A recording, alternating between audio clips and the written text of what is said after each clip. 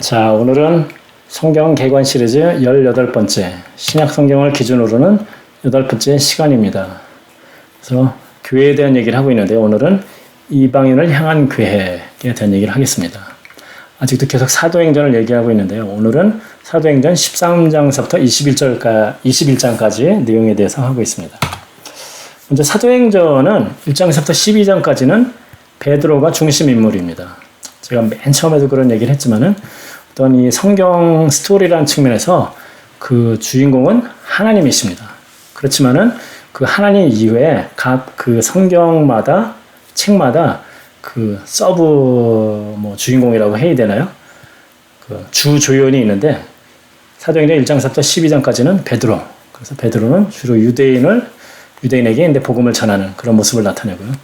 사도행전 13장서부터 28절까지는 바울이 주요 인물이고 여기서는 바울이 어떻게 그 이방인들에게 복음을 전하는지에 대한 얘기가 주로 나오고 있습니다. 자, 이 부분에는 바울이 3차에 걸쳐서 전도여행을 한 것을 우리가 알 수가 있습니다. 또 어떤 사람들은 이것은 4차에 걸쳐서 했다. 그러니까 4차 전도여행도 얘기를 하는데 3차까지는 우리가 생각하는 그런 보통의 그 전도여행이고 4차는 사실은 그 예루살렘에서 로마의 죄인이라는 신분으로 해서 그 로마까지 간 과정에서 복음도 전하고 하는 그런 과정에 대한 얘기를 하고 있습니다. 그래서 바울은 그 3차에 걸쳐서 전도여행을 떠나는데 그것을 파송한 교회는 안디옥 교회입니다. 그래서 바울과 바나바를 파송을 합니다. 그래서 1차 전도여행 때는 그 바나바의 그 조카인 마가 요한을 데리고 갔었는데 2차 여행서부터는 바나바와 갈라서고 신라 그리고 그 후에 그 만난 디모데 그리고 누가와 같이 다니는 모습을 볼 수가 있습니다. 자세한 내용은 그 사도행전 13장서부터 21장의 내용을 보면은 아실 수가 있고요. 바울은 그 전도여행을 다니면서 당연히 복음을 전하는데 복음의 전도의 순서는 첫 번째는 유대인들에게 했습니다. 어느 곳에 가든지 그곳에 있는 회당에서 유대인들에게 먼저 전했습니다. 회당은 사실은 그 여러 도시에 디아스포라라고 해서 예루살렘으로부터 여러 도시로인데 이스라엘 백성들이 퍼져나갔는데 성인 10명이 되면은 회당을 만들 수 있고 그곳에서 어떤 예배를 드리고 성경을 가르치고 교육하는 그런 장소가 있었습니다. 그래서 도시를 갈 때마다 그 회당에서 안식일날 그 유대인들에게 가르쳤습니다. 그리고 그 회당에는 유대인들뿐만 아니라 당연히 이방 도시에 있는 도시들이기 때문에 그 이방인들도 있었습니다. 그러니까 유대교에 관심이 있는 사람들, 그런 사람들이 있어서 그 회당에서 복음을 전할 때 유대인들도 있었고 이방인들도 있는 그런 상황이었습니다. 근데 보통 이들 복음을 전하면은 그곳에 있는 그 유대인들은 복음을 잘 받아들이지를 못했습니다. 그러니까 왜냐면은 예수님이 구약에서 그 예언한 메시아다, 하나님이다 라고 하는 것 때문에 예루살렘에 있었던 종교 지도자들과 마찬가지로 그래서 거부감을 갖는 사람들이 많았습니다. 그래서 여러 가지로 그 유대인들은 받아들이지 못했고 그러는 경우에는 그 다음에는 이방인들에게 복음을 전하는 상황들이 이 부분의 성경을 보면 계속 나오고 있습니다. 그래서 1차적으로는 유대인들에게 복음을 전하려고 노력을 했지만은 그것이 안 됐을 때는 주저하지 않고 이방인들에게 복음을 전하는 그런 상황들이 왔습니다. 그래서 처음에 초대교회가 여러 가지 핍박들이 많이 있었는데 그 핍박을 보면은 우리가 많은 경우에는 로마로부터 핍박이 있었다라고 생각을 하는데 그거는 어느 정도 좀 지난 이후에 그러니까 그 네로 황제나 그 뒤서부터 얘기고 사실 그 전에는 그 유대인들에게 핍박을 받았습니다. 그러니까 예수님이 당시의 종교 지도자들 유대인들에게 그 핍박을 받았던 것처럼 당시 초대교회들도 그 로마인이나 이방인이 아니라 주로 유대인들에게 핍박을 받았습니다. 물론 당연히 이방인들도 여러 가지 자기 이익의 문제가 걸렸을 경우에는 당연히 그러니까 사람들을 싫어했죠. 그러니까 자기들이 이방의 신상을 팔면서 생계를 유지하던 사람들은 갑자기 자기 그 삶의 유지가 어려움이 생기니까 당연히 반대하고 거짓 고발하고 그래서 그런 일도 발생을 하는데 기본적으로 핍박은 유대인으로부터 왔습니다.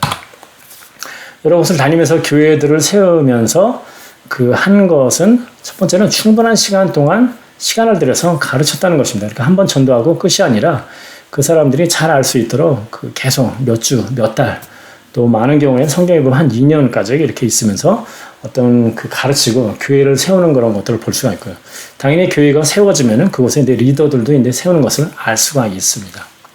그리고 세우고 나서 또 이제 다른 도시로 가고 하는데 그러다 보면은 그 교회 내에 여러 가지 문제들이 많이 있습니다.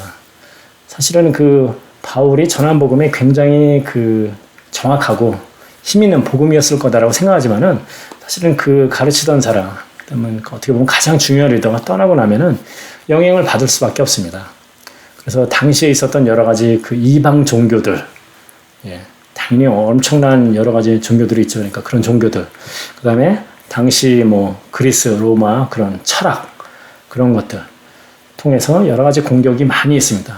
그러니까 그 당시의 문화를 따라간다고 생각을 할 수가 있습니다. 여러 가지 어려움들이 많이 있죠. 그래서 때로는 바울이 그러한 그 자기가 그러니까 복음을 전하고 교회를 세웠던 도시들에 있는 교회들에 서신서를 보내죠. 그래서 그것들이 우리가 아는 서신서들입니다. 개인에게 보낸 경우도 있지만은 교회들에 보낸 경우들도 많이 있죠. 그래서 우리가 많은 경우에는 그 서신서들을 보면 이 교회들이 당시에 좀 뭐 좋은 교회, 훌륭한 교회가 아니었나라고 생각하는데 사실은 그 반대의 입장입니다. 당시 교회들이 문제가 있고 여러 가지 잘못된 것이 있었기 때문에 그것을 직접 갈 수는 없으니까 가르치고 책망하고 뭐 권면한다는 측면에서 서신서를 쓴 것입니다. 그래서 서신서들을 잘 보면은 앞부분의 권면의 내용, 그 서신서의 어떤 포맷이라는 측면에서 권면의 얘기, 뭐 이런 얘기들이 좀 있지만 그 외의 내용들을 보면은 이 교회들이 어떤 문제가 있었구나라는 것을 우리가 예상을 해볼 수가 있습니다. 그래서 그런 서신서들도 많이 보내고요.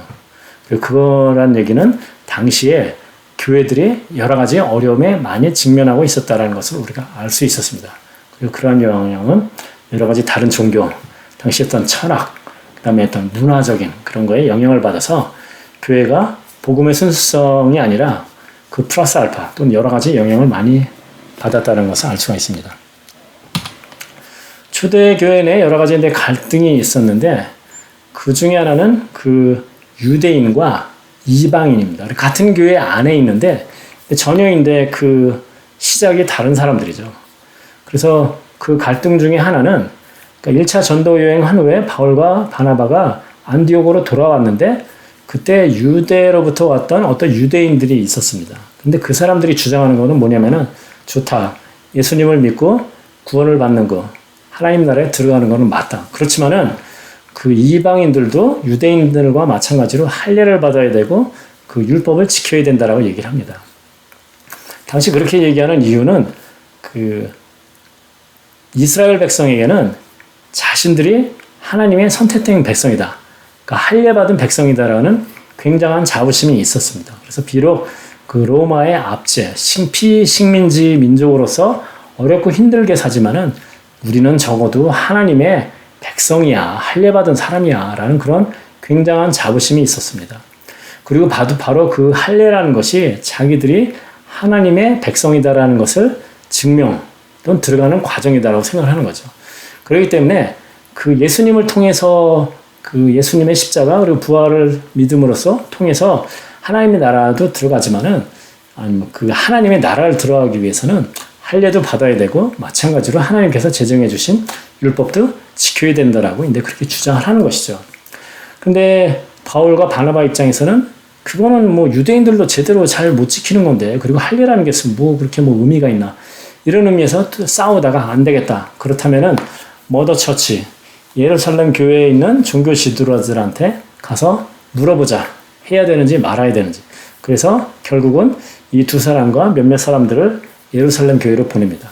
그래서 예루살렘 교회에서 그 갈등 내용을 듣고 여러 가지 디스커션을 한 이후에 결국 결론을 어떻게 냈냐면은 자, 그러면은 이방인들 할례 안 받아도 돼. 율법 기본적으로 안 지켜도 돼.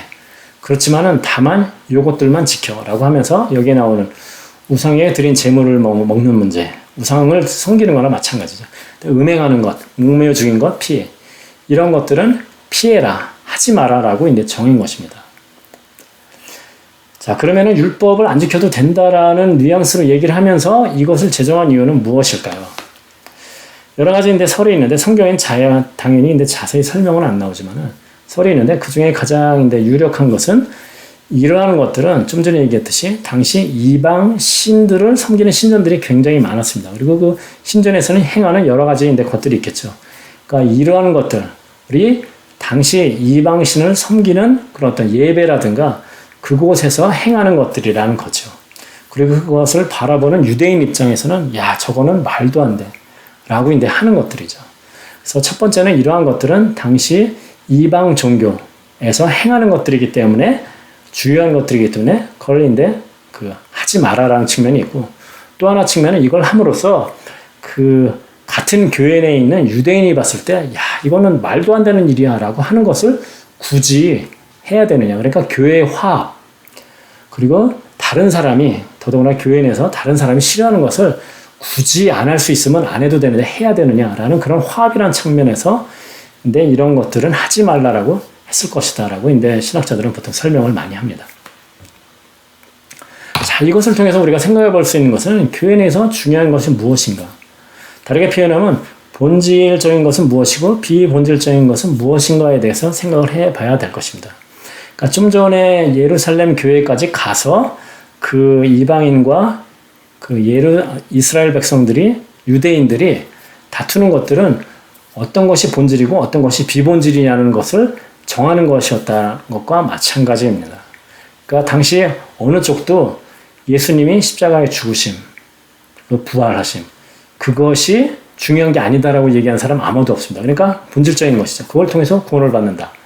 근데 문제는 이제 할례를 받는 것과 이제 율법을 지키는 것입니다. 그럼 그것이 본질에 들어갈 것이냐, 비본질에 들어갈 것이냐. 유대인들은 본질적인 것이다. 왜냐하면 그것이 구약서부터 내려온 것이니까.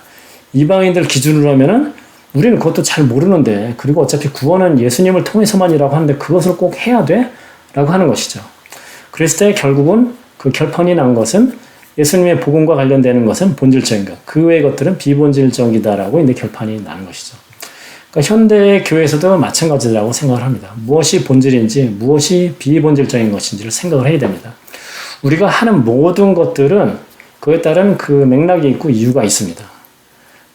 그래서 뭐 예수님 당시에도 사실은 뭐 그 당시의 종교 지도자들 특히 그 바리새인이나 그 서기관들이 그 강조했었던 전통, 장로의 전통이라는 것도 다 맥락이 있고 이유가 있습니다. 왜냐하면 다 하나님 말씀을 잘 지키기 위해서 구체적으로 룰을 정하다 보니까 장로의 전통이 나온 거죠. 그렇지만은 예수님께서 오셔서 그런 식으로 하는 것이 다 옳은 것이 아니다라고 얘기를 합니다. 오히려 그 비본질적인 것을 가지고서 어떤 본질적인 문제를 훼손했다라고까지 하죠. 그러니까 예를 들면 고르반 이런 걸 통해서 그 부모에게 드려야 되는 것을 하나님께 드린다라고 하면서 하나님께도 안 드리고 부모님께도 안 드리는 그런 꽁수를 쓰는 것을 가지고서 얘기를 하는 거죠. 왜 율법에서는 부모를 공경하라고 그랬는데 왜 하나님의 율법을 너네가 거스르냐 장로의 전통으로 가지고 라고 그렇게 얘기를 하는 거죠. 현대교회에서도 그런 일이 있을 수가 있습니다. 비본질적인 걸 가지고 본질적인 것은 생각도 안 하고 비본질적인 것을 더 중요하게 생각하고 본질적인 것은 가지고는 다툼이 없고 비본질적인 것은 다투고 그러니까 많은 교회들이 싸우고 뭐 이렇게 갈라지고 하는 것들을 보는데 그런 경우에 본질적인 것을 가지고 싸워서 갈라졌다라는 얘기를 들어본 적이 없습니다. 다 비본질적인 것을 가지고 얘기를 합니다. 최근에 PC USA 교단에서 그 동성연애자를 그러니까 목회자로 세우는 문제 때문에 사실은 많은 교회들이 어려움을 겪고 그것 때문에 교회가 나눠지든지 아니면 많은 사람들이 떠나는 문제가 있는데 그 문제도 그것이 본질이냐라고 생각을 해보면은 그 점은 이제 다른 문제가 될 거다라고 생각을 합니다. 그래서 우리에게 중요한 것은 믿는 자의 삶이란 것은 본질적인 것은 타협이 없어야 됩니다. 그러니까 중요한 거 예를 들면 하나님이 천지를 창조하셨다라든가 예수님은 하나님이신데 인간의 몸을 입고 오셨다라든가 우리 죄를 위해서 십자가에서 죽으셨다. 인간은 죄인이다라든가 부활하셨다라든가 이런 중요한 문제들은 본질적인 문제이기 때문에 복음의 가장 핵심이기 때문에 우리가 타협할 수가 없습니다. 요즘 같은 시대에 무슨 자꾸만 죄 얘기를 해. 그냥 좋게 그냥 하나님이 사랑하셔서 예수님이 십자가에서 죽으셨죠. 이런 얘기만 하자. 라고 한다라면은 본질을 타협하는 겁니다. 왜냐면은 그 죄에 대한 인식 없는 십자가는 있을 수가 없기 때문인 것입니다. 근데 비본질적인 것들은 교회 생활에 많은 것들은 사실 대부분 다 비본질적인 것들이에요. 그것이 사실은 해도 그만 안 해도 되는 것들이 많은데 그것이 본질적인 것처럼 생각하는 것이 많은데 그러한 비본질적인 것은 어떤 우리가 사랑으로서 양보하고 낮춰지는 그런 모습이 될 수 있어야 된다고 생각을 합니다. 이단을 배척하는 이유, 좀 뭐 계속 본질 비본질적인 건 얘기를 하는데 많은 이단들도 보면은 이 동네에 있는 몰몬도 포함해서 결국은 어떻습니까? 성경을 가지고 얘기를 합니다. 복음을 얘기하고 예수님의 십자가를 얘기를 합니다. 근데 문제는 거기서 끝나는 게 아닙니다. 그러니까 우리가 아는 어떤 개신교는 본질적인 것은 거기서 끝. 그런데 어떻습니까? 중요하다 하는 것에 그 이상을 집어넣습니다. 그러니까 행위를 해야 된다라든가 그걸 해야만이 구원을 받는다라든가 뭐 헌금을 해야 된다든가 우리가 좀 안 좋은 이단들은 그런 식으로 해서 뭐 이렇게 뭐 돈을 뭐 갈취를 하는 그런 경우들도 있고 여러 가지 뭐 이제 그 나쁜 일들이 많이 있는데 그런 걸 갈취하는 이유는 뭐냐면은 그것이 비본질이 아니라 본질적인 것이다라고 생각을 하기 때문에 그런 겁니다. 당시 이런 것은 우리가 초대교회가 갖고 있었던 그 할례라든가 아니면 율법을 지키는 문제가 본질 비본질에서 걸렸던 거와 마찬가지로 그런 것들이 선행을 통해서 아니면 뭐 여러 가지 헌금을 해야 된다 여러 가지인데 그런 것들이 문제가 되는 것이죠. 그 사람들은 그런 것도 본질이라고 하면서 사람들을 유혹하기 때문에 그래서 이단을 배척하는 이유 중에 하나는 비본질적인 것을 가지고 자기들 욕심 때문에 자기 이익을 위해서 본질이라고 그 거짓말을 하고 그것을 강조하는 겁니다. 그래서 다른 세상적인 종교와 마찬가지로 어떤 믿음으로가 아니라 자기 노력으로 선행으로서 착한 일을 함으로써 그거에는 뭐 헌금을 한다 엄청 한다든가 뭐 그런 것까지 다 포함해서 그런 걸 함으로 한다고 하기 때문에 복음이 흐려지는 것이고 그렇기 때문에 그런 곳에는 구원도 없고 배척해야 되는 이유가 되는 것입니다.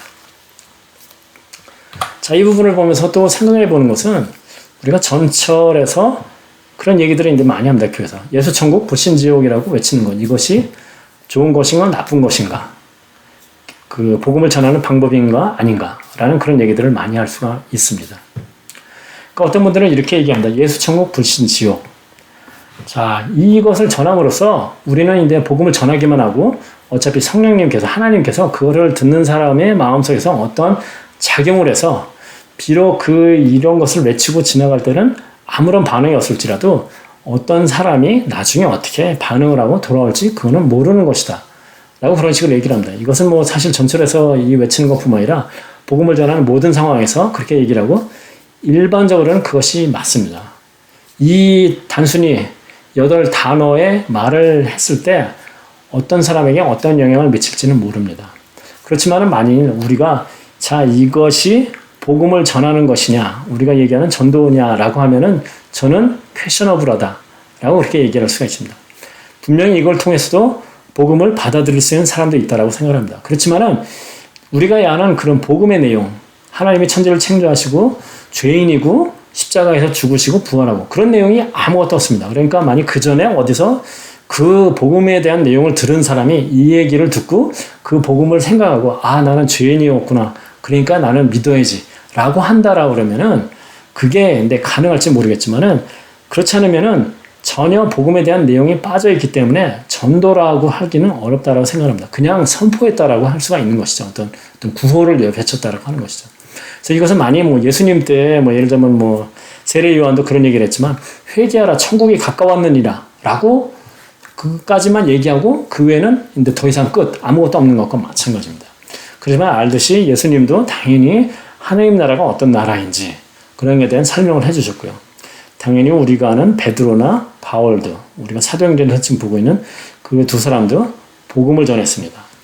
그러니까 구약에서의 어떤 얘기를 하고 구약에서 예언된 메시아가 있는데 그분이 바로 그 예수님이다. 그리고 너희가 비록 죽었지만은 그분이 부활하심으로 그분이 주와 구주가 되게 하셨다. 뭐 이런 식으로 이제 설명을 합니다. 그러니까 사람들이 받아듣고서 생각을 하고 받아들일 수 있는 그런 정보로서의 되는데 이것만 가지고서는 이제 안 된다라고 생각을 할 수가 있는 거죠. 그러니까 전도를 했느냐라고 하면은 questionable.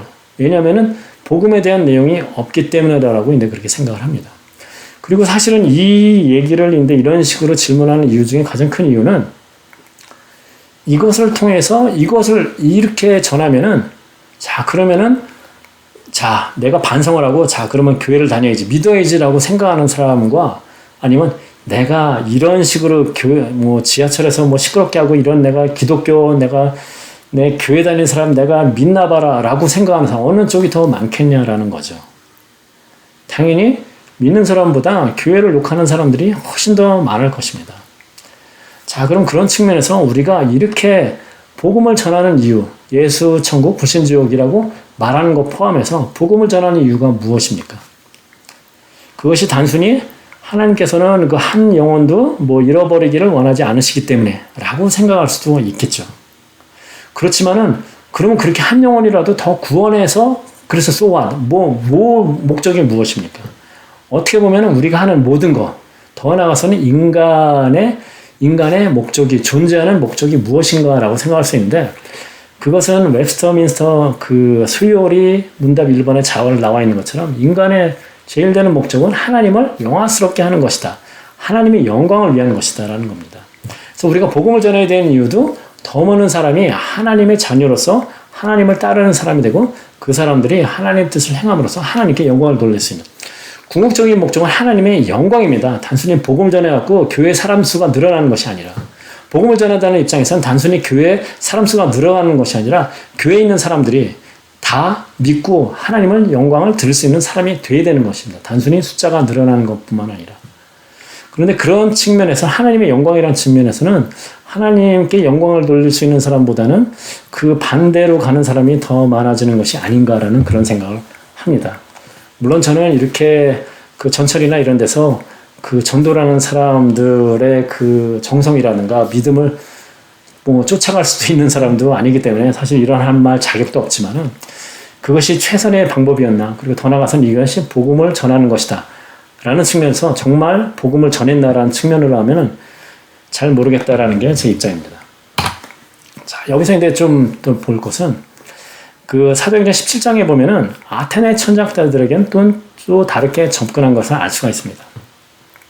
베드로도 그러고 그 바울도 그러고 기본적으로 그 복음을 전할 때는 구약에서 그 예언된 메시아가 예수님이고 그분이 십자가에서 죽으시고 부활하심으로 복음이 되는 거죠.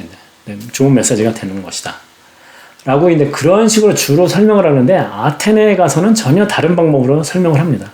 즉 아테네에 있는 천학자들은 전혀 구약이나 이런 거에 대한 백그라운드가 없는 사람들입니다. 그런데 바울이 그 동네를 가보니까 온갖 신전은 다 있는데 그 중에는 어떤 신전도 있냐면은 그 아무도 알지 못하는 신에게라고 하는 그런 신전을 알지 못하는 신을 섬기는 신도 있는 거예요. 그래서 아테네 천학자들에게 이제 얘기할 기회가 돼가지고 얘기를 할 때 뭐라고 그러냐면 내가 보니까 너희들이 알지 못하는 신에게 그 드리는 신전도 있는데 내가 그 알지 못하는 신이 누군지 알게 해줄게. 그러면서 이제 설명을 하는데 어떻게 하냐면은 자, 세상은 이렇게 있고, 자, 그러고 보면 창조주가 있다는 걸 알 수가 있지. 그 창조주가 하나님이라는 분인데, 그분이 뭐 지금도 다스리시고, 그렇게 하는 게. 그분이 바로 너희가 말하는 알지 못하는 신이야. 그러면 그분을 어떻게 알 수 있냐고? 예수님을 통해서 알 수가 있어. 부활의 예수를 통해서 그분을 만날 수 있어. 라고 이렇게 설명합니다. 즉, 무엇이냐면은, 복음을 설명하는 방법이 전혀 틀립니다. 즉, 그 사람의 백그라운드를 봐가면서 어떤 내용을 가지고 얘기를 할 때 이 사람이 받아들일 거라는 것을 생각을 하고서 적절하게 오디언스를 생각을 하면서 하는 것이죠. 그래서 이런 식으로 이제 아테네 철학자들에게는 다르게 됩니다. 그런 의미에서 좀 전에 어떻게 보면은 지하철에서 하는 그런 것들은 오디언스 입장은 전혀 생각 안 하고 그 사람들이 그런 소리를 치고 다닐 때 있을 어떤 불편함이나 이런 거는 생각하지 않고 그냥 나는 그냥 전하면 그만이야. 라는 측면에서 하면은 그게 꼭 성경에서 얘기하는 그런 방법론적으로 최고의 방법인가라는 걸 생각할 수가 있습니다.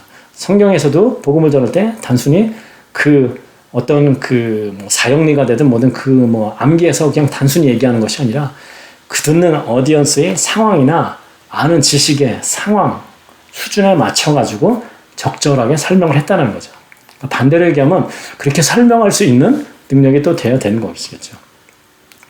다른 측면에서 보면은 고린도전서 9장 20절 22절에 바울은 이런 얘기를 합니다. 유대인들에게는 유대인들 같이 이렇게 했는데 그렇게 한 것은 유대인들을 얻고자 함이고 율법 있는 자들에게는 율법 아래 있는 자같이 율법 아래 있지도 않지만 율법 없는 자에게는 율법 없는 자같이 약한 자들에게 약한 자들같이 그러면서 맨 마지막에 하는 얘기가 내가 여러 사람에게 여러 모습이 된 것은 아무쪼록 몇 사람이라도 구원하고자 함이니 즉 구원하고자 하며 복음을 전하는 상황에서도 내가 그 사람에 맞춰가지고 그 사람하고 잘 지내면서 했다라고 얘기를 할 수가 있습니다. 이 내용을 전체를 보면 그리고 그 사람의 상황에 맞춰가지고 제일 잘 설명을 했다. 그것이 바로 복음을 전하는 방법이다라는 거죠. 그러니까 그냥 이렇게 표현하면 좀 그렇지만 무식하게 그냥 나는 전하고 하나님이 알아서 해주실 거야. 하나님이 알아서 해주는 거는 맞지만은 우리는 지혜롭게 그 사람들이 상황에 맞게 잘 전해야 되는 것도 하나님께서 우리에게 그 지혜를 주신 이유다라고 생각합니다. 자, 이 부분에서 이제 한 가지 또 생각을 해보는 것은 바울의 얘기를 보면은 엄청 고생한 얘기가 많이 나옵니다. 사도행전에도 그 얘기가 많이 나오고 고린도후서 11장에도 보면은 자기가 이런 고통을 당하는 것을 이제 굉장히 이제 뭐 자랑 비슷하게 하면서 이제 얘기를 하는데 여기 보면은 이제 보통 얘기가 아닙니다. 사실은 뭐 돌 맞아 죽을 뻔하고 뭐 채찍 맞아 죽을 뻔하고 뭐 강도위요 뭐 온갖 이제 고생은 다 했습니다. 그래서 생각을 해보면은 바울은 복음을 위해서 이렇게 힘을 쓰는 사람입니다. 그러니까 적어도 뭐 잘 먹고 잘 사는 것까지는 아닐지라도 적어도 이런 극심한 위험으로부터는 적어도 좀 구해주시고 그러면 얼마나 좋을까 좀 인도해 주시고 그러면 좋을 것 같은데 웬걸 전혀 그렇지가 않습니다. 정말 세상에 어떤 사람보다도 고생하면서 죽을 고비를 몇 번이나 넘기고 이런 고생을 했는데 바로 이것이 믿는 자의 고난이다라는 그런 얘기를 할 수가 있는 것이죠. 그러니까 믿는 자의 삶이라는 게 항상 내가 하나님을 하니까 하나님이 당연히 축복을 해주시겠지. 뭐 어떤 뭐 교회나 목사님 얘기하는 것처럼 라고 생각하는데 전혀 그렇지가 않다라는 것이죠. 그래서 성경에도 예수님께서 강조하는 것들 중에 하나가 뭡니까? 나를 따르려거든은 자기를 부인하고 십자가를 지다라고 얘기를 합니다. 십자가라는 것은 결코 행복의 상징이 아닙니다. 고통이고 고난의 상징인 것입니다. 치욕의 상징입니다. 결국 예수님을 따른다는 것은 그런 어려움이 있을 거다라는 것. 그리고 그런 것들은 엄청나게 많이 강조를 합니다. 그래서 사실은 뭐 지난주도 제가 주일 설교를 하면서도 그런 얘기를 많이 했는데 고통, 고난은 어떻게 보면 믿는 사람에게 있어서는 너무나 당연한 그런 모습인 것입니다. 그렇지만 지난주 설교가 사실은 고난, 하나님의 축복이다라고 했는데 그것이 그런데 축복인 것입니다. 그것이 하나님의 인데 사실 놀라운 비밀이 되는 것이죠. 그래서 이 부분을 보면서도 바울의 고난을 보면서도 믿는 자에게는 고난이라는 것도 어떻게 보면 너무나 당연한 일이다라고 생각해 볼 수가 있습니다. 자, 여기 이제 한 성격했던 바울이라고 얘기를 하는데 2차 전도 여행을 갈 때는 그 1차 전도 여행을 같이 갔던 바나바랑 결국 헤어집니다. 그래서 다른 데로 이제 각각 가는데 그렇게 이제 성경에는 보면은 심하게 다투었다라고 얘기를 합니다. 그리고 그 이유는 1차 전도 여행 중에 같이 갔었던 마가 요한이라는 사람이 그 중간에 성경에는 당연히 설명이 안 나오는데 돌아갑니다. 그러니까 이 전도 여행을 같이 안 따라가는 거죠. 그래서 2차 전도 여행 갈 때는 당연히 이제 그 바나바는 마가의 삼촌입니다. 그러니까 당연히 마가를 데려가자라고 얘기하고 바울은 안 돼. 1차 전도 여행 때 조중에 갔던 사람 데려갈 수 없어. 라고 이제 설명은 그 정도까지만 설명을 합니다. 근데 결국은 이제 싸워서 이제 그 둘이 선교지가 이제 그 전도 여행을 하는 것이 이제 달라집니다. 그 옛날에 그 시대 같으면은 사실은 뭐 그 교통이 발달한 것도 아니고 통신이 발달한 것도 아니고 사실은 전도 여행을 가면서도 좀 전에도 고난 얘기를 했지만은 사실은 죽을 수도 있는 거고 그러면 다시 못 볼 수도 있는 거고 그런 상황에서 사실은 이 마가를 데려가고 안 데려가는 문제 때문에 사실 이렇게까지 싸웠다.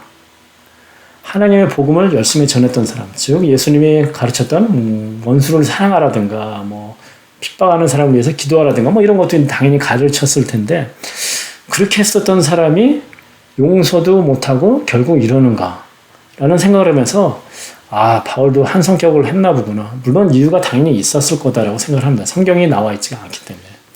좀 전에 얘기했던 그런 본질, 비본질적인 측면에서 선교 여행, 전도 여행을 갈 때 있어서 어떤 중요한 부분에서 마가가 퀄리파이가 안 됐다라고 생각하는 어떤 부분이 있을 수가 있습니다. 그래서 그럴 수는 있지만은 그렇더라도 바울도 어떤 그 성격이나 이런 것이 장난이 아니구나라는 생각을 합니다. 이런 얘기를 하는 것은 우리가 어떤 그 성경에 나오는 인물을 생각할 때, 특히 뭐 바울 같은 사람을 생각할 때는 그 회심하기 전에는 뭐 여러 가지 핍박도 하고 뭐 그런 거는 알지만은 핍박 위에는 이 사람이 굉장히 아마 그 하나님 말씀대로 뭐 온갖 사랑을 다 보이면서 했을 거다라고 생각하는데, 인간은 인간일 뿐이다라는 그런 생각을 합니다. 필요한 경우에는 당연히 싸울 수도 있고 다툴 수도 있고 다시는 안 볼 수도 있는데도 불구하고 갈라질 수밖에 없는 이런 상황도 있을 수도 있는 거고. 그러니까 바울도 한 성격을 하지 않았나 생각을 합니다. 또 다른 측면은 사실은 그 빌립보라는 곳에서 감옥에 갇히는 일이 있습니다. 그래서 그곳에서 결국은 뭐 매도 맞고 그런 상황이 있는데, 그 다음날 그 이제 가두었던 그 높은 사람이 얘기를 듣습니다. 이 사람이 로마 시민이라는 것을. 그러니까 로마법에는 로마 시민은 재판 없이 어떤 형벌을 가할 수가 없습니다. 그런데 벌써 때렸어요. 그러니까 형벌을 가한 거예요. 그럼 그런 상황이 되니까 지금 갑자기 이제 그 걱정이 되잖아요. 그러니까 뭐라 그러냐면 너 그냥 가도 돼라고 얘기를 합니다. 그랬을 때 바울이 뭐라 그러냐면, 제가 이제 좀 드라마틱하게 하면은 택도 없는 소리 하지 마. 네가 와서 나한테 빌어. 그러면 내가 난 갈 거야. 라는 그런 상황을 얘기를 합니다. 그러니까 와서 직접 나를 데리고 나가. 라고 이제 그렇게 얘기를 하는 게 나옵니다. 그런 것도 봐서도 바나바도 그 바울도 한성격한 사람이 아닌가라는 그런 생각을 해 봅니다. 그래서 성경에 나오는 많은 인물도 뭐 제가 지금은 얘기를 안 하겠지만 뭐 아브라함서 시작해서 모세, 뭐 다윗, 그 유명한 사람들 다 하나님 앞에서 다 죄도 짓고 다 쓰러지고 넘어지고 자기 성격 다 나타내고 그랬던 사람입니다. 그래서 현대에서도 보면은 어떤 그 목사님이라든가 아니면 어떤 종교 지도자들에 대해서 우리가 약간은 어떻게 신격화하는 그런 모습들이 있을 수도 있는데, 그분들도 다 그냥 평범한 사람일 뿐입니다. 다만 하나님을 전하는 뿐이고, 전함에 따라 가지고 하나님의 말씀을 알기 때문에 더 하나님 말씀대로 살려고 노력을 하지만은, 그분들도 상황에 따라서는 자기 성격들 다 나오고 또 하나님 앞에서 죄 짓는 모습도 나올 수 있다라는 것을, 그런 생각을 하면서 어떤 그분들을 대하면은 나중에 그분들 때문에 없는 실망하는 일이라든가 그런 일이 좀 없지 않을까라는 그런 생각을 합니다. 그래서 이번 주 성경 읽기는 이러한 내용을 읽으면 될 것이고요.